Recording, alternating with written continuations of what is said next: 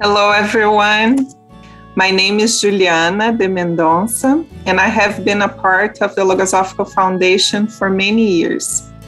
The topic for today is how to help children do things with joy. Well, our speaker, Namita Kumaraswamy, is going to bring her reflections and experiences on this important topic. Thank you so much, Juliana, and thank you everyone for joining us today.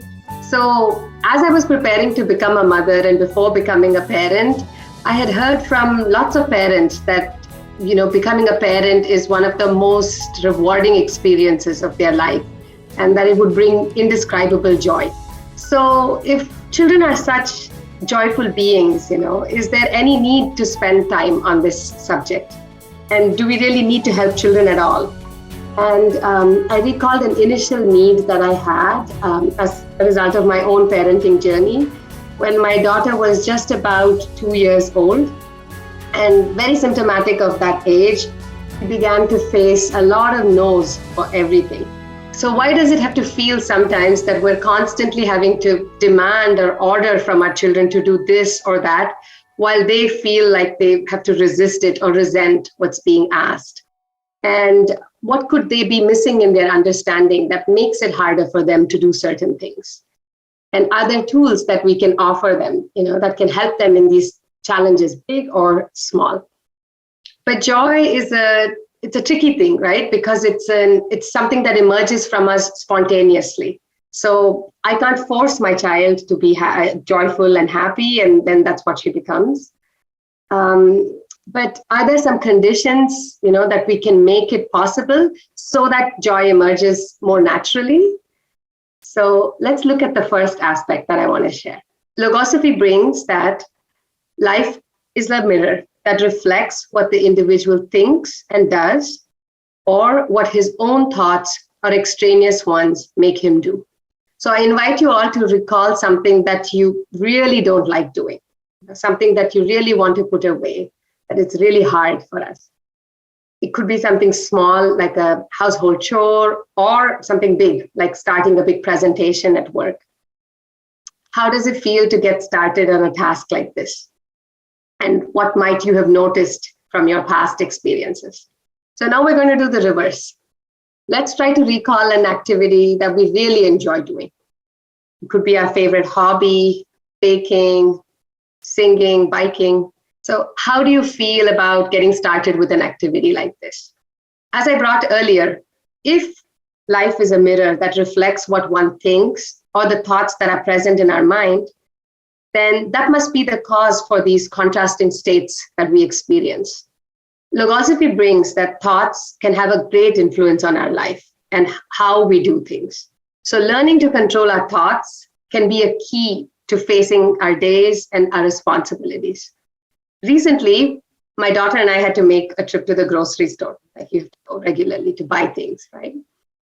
And I decided that instead of taking the car, it would be better that we go on foot, get some fresh air, help my daughter practice her bike that she had just been learning how to ride. But it was going to be a rainy evening, so we needed to be prepared for this. We needed to have the appropriate outerwear. My daughter was very eager to go to the store, but she wasn't as excited to be wearing her rain pants, her rain jacket. But we got all of that done. And shortly after we stepped out, the rain indeed hit us. But my enthusiasm and energy levels were high, and I noticed that I was able to cheerfully motivate myself and my daughter to get to the store. Once we were in the store, we started having little situations pop up, let's say. It was too warm inside the store, so my daughter wanted to take off her layers. And things that we didn't need mysteriously kept making their way into our cart in a way that only a toddler can make happen. And what I started noticing inside myself, that there was an internal battle, an internal conflict that was beginning to take place. I wanted to be really affectionate and kind to my daughter as I helped her take her jacket off, put things back. But I also noticed that my enthusiasm was beginning to wane. And I was beginning to sigh and huff and puff as I went through these routine, actions. So we finished all our shopping and then we got out of the store. we were met with more rain. And as we were making our way home, there was an uphill that we had to conquer, both physically, and I noticed that me inside myself. My daughter needed much more support to get riding and keep riding because of the uphill. And I was getting tired at the end of the day.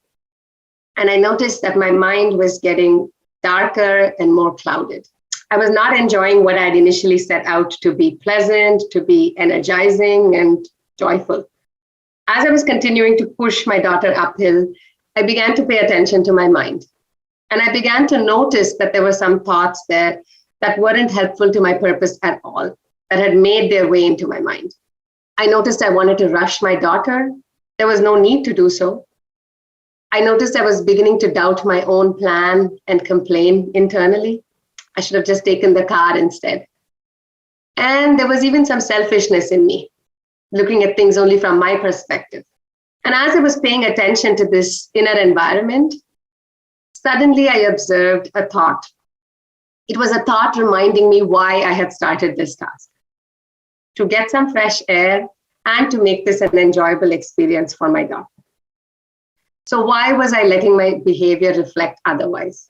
This one reflection changed my scenery very quickly. And looking at my daughter now, I could see a child who was making a great effort to ride her bike, even if it wasn't her plan at all. And from this perspective, I could come up with good ideas to help us both out.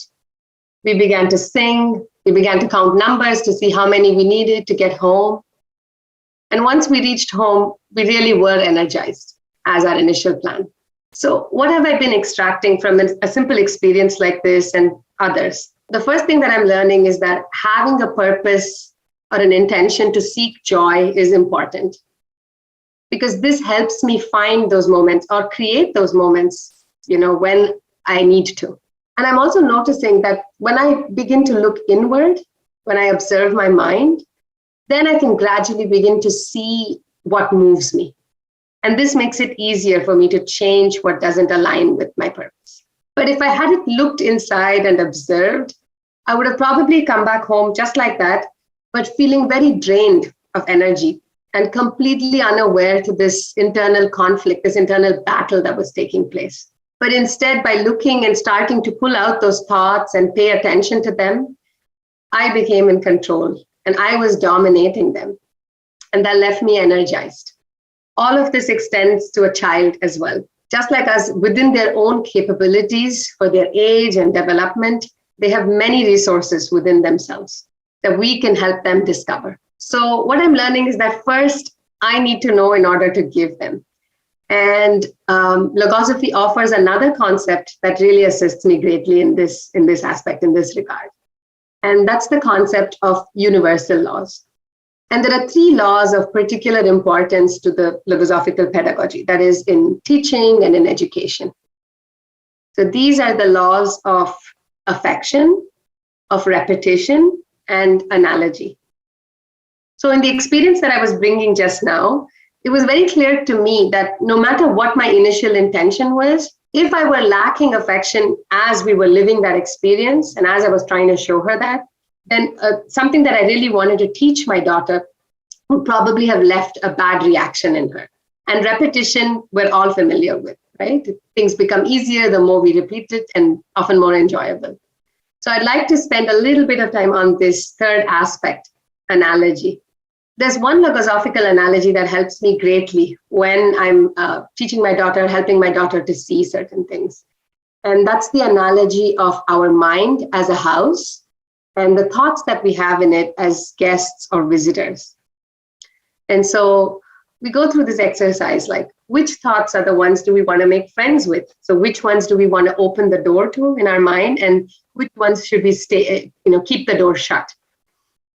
It's only when we are paying attention to our mind that we can choose whom we let in and whom we keep out. What are some takeaways that I can share with you? Something that would be of value for you to try. So I'm going to try to highlight 3 aspects. So the first thing that I'm learning is to choose the right moment to teach and educate. I'm learning that the right moment may not be in the heat of that matter, whenever things are taking place. And sometimes it's best to save a lesson for when both of us are in a better state of mind to comprehend, in a better disposition. The second thing I'm learning is that I need to bridge that gap in understanding. Some things that are really logical to us adults may not be logical to this child, and they need to build upon that. Things that they can connect and relate to make that understanding easier. And finally, the third thing that I'm learning, and a very important one, is to separate the child from the thoughts that they may be having in that moment, especially those negative ones. What might be the cause behind that's moving them or stopping them? To close this part of the workshop, what can I say about joy and helping children? I'm learning that having joyful moments need not be left to chance. It's something that we can create. And it emerges when I'm actively thinking, when I'm using my mind's abilities, my willpower, and in overcoming something to replace it with a better way to do it.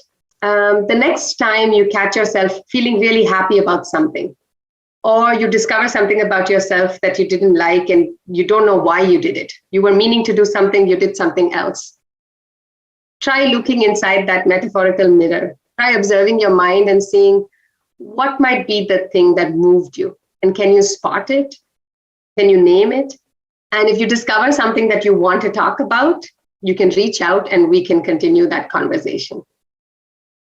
I think that's about it for today. So that will bring us to the end. Thank you so much, Namita, and we'll see you next time. Thank you, Juliana. Thank you, everyone.